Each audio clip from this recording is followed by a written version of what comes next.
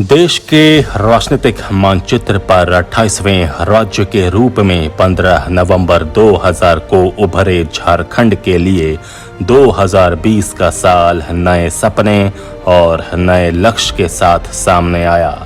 Corona संकट के कारण 6 महीने से ठप पड़े राज्य का जनजीवन पटरी पर लौटने लगा है, तो सरकार का ध्यान भी दूसरे मोर्चों की तरफ गया है।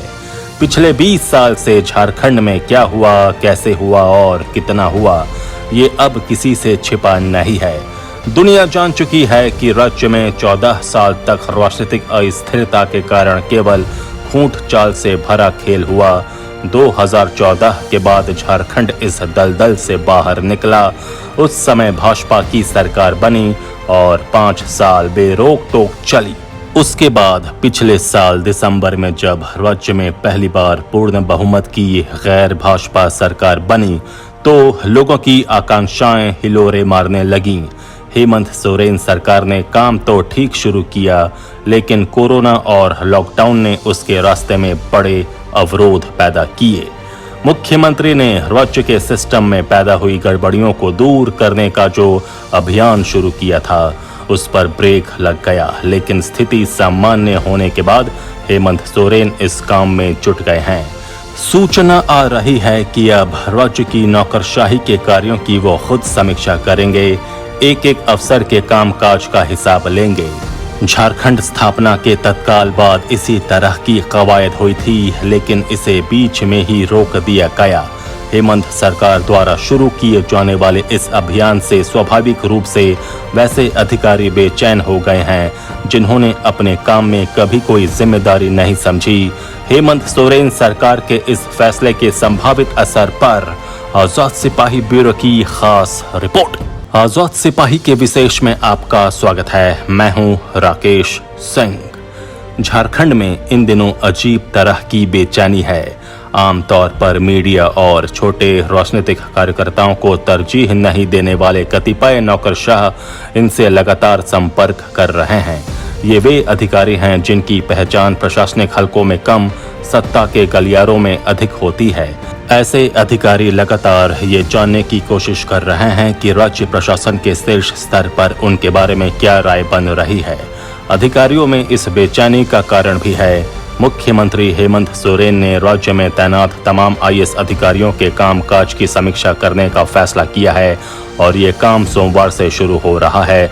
नौकरशाही के लिए सरकार का यह फैसला अचरज में टालने वाला है।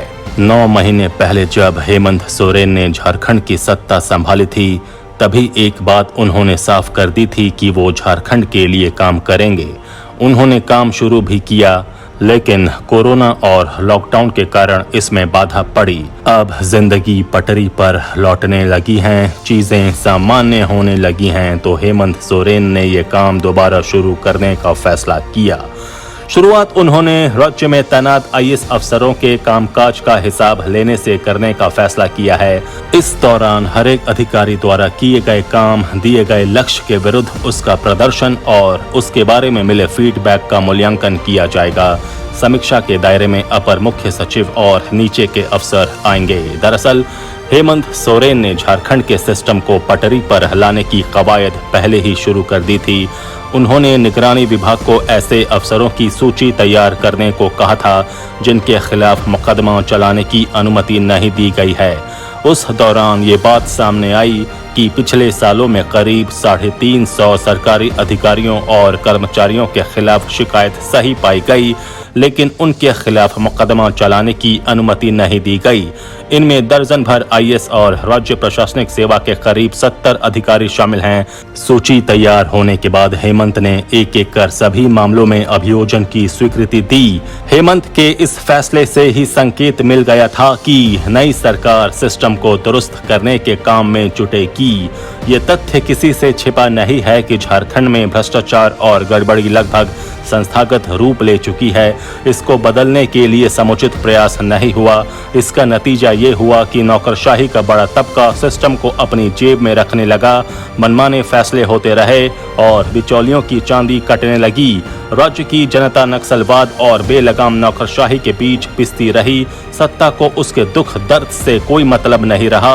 वो विकास के सपनों में इतना अधिक खो गई कि उसे समाज की अंतिम कतार में बैठे लोगों का ध्यान ही नहीं रहा। लोकतंत्र के बारे में बहुत पुरानी कहावत है कि यदि विधायिका आंखें बंद कर लेती है तो फिर कार्यपालिका का निरंकुश होना तय हो जाता है। यही झारखंड के साथ भी हुआ।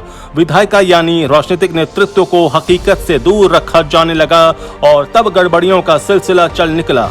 जनता को दिखाने के लिए भ्रष्टाचार निरोधक ब्यूरो और पुलिस काम तो कर रही थी, लेकिन उसका कोई असर व्यवस्था पर नहीं हो रहा था, क्योंकि सारी जांच, सारी कानूनी प्रक्रियाओं को मंत्रालय के किसी कोने में डंप कर रखा जा रहा था या सिर्फ छोटी मछलियों को पकड़कर मामले की इतिश्री कर दी जाती थी। मौजूदा सरकार ने इन मामलों को नए सिरे से शुरू करने का फैसला किया है। बहुत से लोग हेमंत सोरेन के इस कदम को प्रशासनिक कम और राजनीतिक अधिक मानते हैं। जो भी हो, अगर हेमंत ने गलत नौकरशाहों के खिलाफ हल्ला बोल दिया तो उसे झारखंड हित में ही माना जाएगा। सच कहा जाए तो अब समय आ गया है कि जब व्यवस्थागत खामियों को ठीक किया जाए, उसे जड़ से मिटाने का सामूहिक प्रयास हो। ऐसा होने से उसका दूरगामी असर पड़ना तय है। इसका पहला सकारात्मक असर ये होगा कि अब सरकारी अधिकारी और कर्मचारियों की जिम्मेदारी तय होगी और वे अपने लिए नहीं बल्कि जनता के लिए काम करेंगे।